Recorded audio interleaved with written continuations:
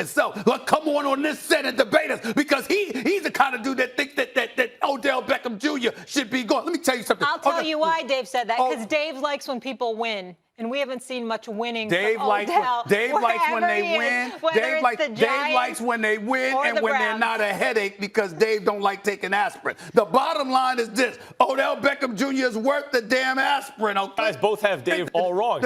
He don't like anybody. He hates. No, he got love for me. No, I'm talking about the athletes. That's true. Dave will get on everybody. You know what? That is true. I don't know. Listen, Dave Roberts traded Michael Jordan in his prime. One bad game is all. You gotta go. Here's the deal. That is true. But I will tell you this, though. Odell Beckham Jr., he's not at fault here. Odell Beckham, it ain't his fault that he's wide open in one-on-one coverage in the flat. And Baker Mayfield don't know the audible and to get that ball to him. It ain't his fault that Freddie Kitchens can't call plays correctly. It ain't his fault that John Dorsey decides to give the head coach a job with all of this talent to a novice in Freddie Kitchens. That's not Odell Beckham Jr.'s fault. Game at Lambeau? So it ain't got nothing to do with yesterday. They ain't got nothing to do with yesterday. They don't have anything to do with You know what? It does. Wait, it does. Wait, no. It does have something to do. Maybe with not yesterday, but with this season, the playoff game. Let me tell you why. Go ahead. Don't get it twisted. You're right that he has not been targeted enough and that he can't throw himself the ball, although if one player who ever lived could throw himself the ball or kick it to himself, it's Odell Beckham Jr. He might be the greatest athlete on earth. But that doesn't mean it's not a disappointing season, Stephen A., just because he's also being victimized by his circumstances. Look, when he, not this last week, but the week before this one, week before last, had a couple balls come his way and dropped them. It's the same thing like in the playoffs. Even though that's not his fault and the sample size will be very small, Odell, if you're in a bad situation, when you get the opportunity, you just can't drop the ball. Never. That's right. Nope. Not with the game in the balance. Not when they hit you in your hands. You can't drop the ball. He's done that a couple times. Now, you're right yesterday in particular. It was glaring. Marcus Spears tweeting at me, not to Adam, like, he's right. If Odell is alone in single coverage, you cannot miss him. And let me tell you the real danger, and I told you last week, and now, Stephen A., I think it's happened.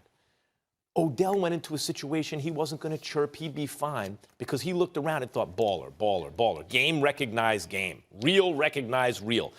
And his quarterback, after he played with an ancient Eli Manning, he had to be champing at the bit to play with Baker Mayfield, who looked like a stud second half of last season, with Freddie Kitchens as his offensive coordinator.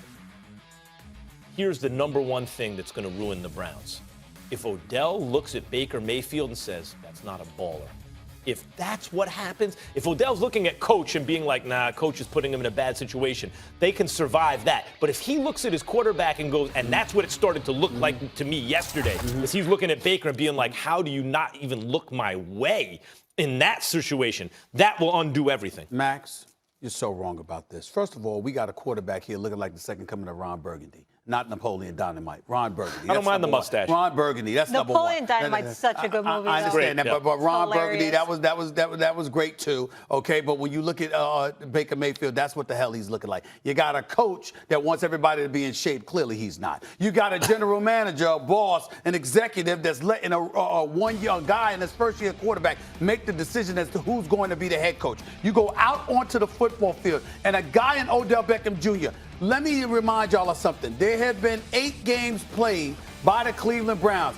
Odell Beckham Jr. has 2 games of over 100 yards. He has 1 touchdown this entire season. He's been targeted a grand total of 4 times in 8 games in the red zone. There is no excuse. Don't give me Odell Beckham Jr. I have never in my life felt the need to come to the defense of Odell Beckham Jr. more than today. He is being victimized. Well, after yesterday, that's true. And for a coach that ain't ready. Let me just say, Molly, I'll give you just 1 second.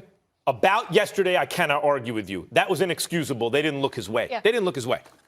Can I just say something else? What about the deal with the cleats? We already had the cleats thing last time. I mentioned it. Like, what is the point of doing that kind of stuff, that nonsense, if you're so focused on winning? Let me tell you this.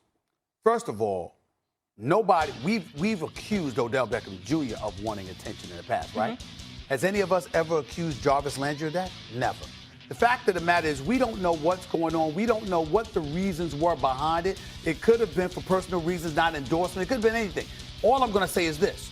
Regardless, you know the rules coming into the game. Yeah, we just had it with the watch. It annoys me. Once again, Jarvis Landry violated the rule, too. They both had to change they're their cleats boys. at halftime and come in. But Jarvis Landry is his own man. He don't do something just because Odell Beckham Jr. does it. He didn't do it in the past. So the point that I'm trying to make to you is that at the end of the day, you have to hold both of them accountable and ask yourself this question. Why is it that y'all are always making headlines for stuff that's unrelated to winning football games? At some point in time, you got to ask that question, so that's legitimate. I'm just simply saying, in the end, looking at Cleveland and what Odell Beckham Jr. has been subjected to, he is even Tony Romo was screaming on the telecast, throw him the football. Yeah. How do you have him on the football field, one of the best targets in the NFL, and don't target him? You're making my point in a kind of way right now when you say that. And we talk about some athletes, well, if you're not focused on winning, you're not focused if you're looking for endorsements stuff. Who knows how much money they could have gotten for, who knows? Yeah. The watch situation, who knows? Remember when Kobe Bryant during the lockout was thinking about playing in China? Why would he do that? In China, because they give him $1 million a game. You'd be crazy not to, right? Now, we're all fine with that because Kobe's got chips. He's chipped up. You can do whatever you want. Odell doesn't. So now we start to correlate that stuff with not winning. We don't know if that's actually correlated. Like, we don't know if one thing or causal. We don't know if one thing really has to do with another. Remember the Giants who was kissing the net and then like on all But you fours, think that's like why they're all losing? that nonsense. You think that's I'm why just they're saying losing? it's like, why even have that kind of distraction? Well, I don't know if there's a big big chunk of money to wear different sneakers. I think most people would do it. Yeah, I guess because you're not making money from winning on the field. We got a birthday boy. Listen to this tweet here. It's my birthday. I'm 50. I feel great. I made it to halftime. Let's go. Hashtag Diddy50. Happy birthday Bad to Diddy. boy. That is bad boy for life. That is major. Come out and play. What's going on, P. Diddy? Happy birthday, big boy. Hey, by the way, you in that 50 bracket now, bro. This 50 years of AC Maximum. Don't know nothing about that. But your brother knows something about that, P. Diddy. Don't lose faith. It doesn't have to end just because the big 5-0 has arrived. You got to get in the gym. We got to stay off the crunch berries. I know the Ciroc is working for you. The cigars occasionally, but be cool. The brother's looking good. I just saw him a couple of weeks ago. Don't shadow box. You wind up throwing out your shoulder. No shadow boxing. Absolutely not. But you are looking good. You taking care of yourself. Keep it up. Keep making us proud, boy. Happy birthday to you. I'm so old. I still think of him as Puff. Something like Puffy. that. He's just getting started. All right, everybody. We'll see y'all tomorrow. Giants, Cowboys. Happy birthday, big boy.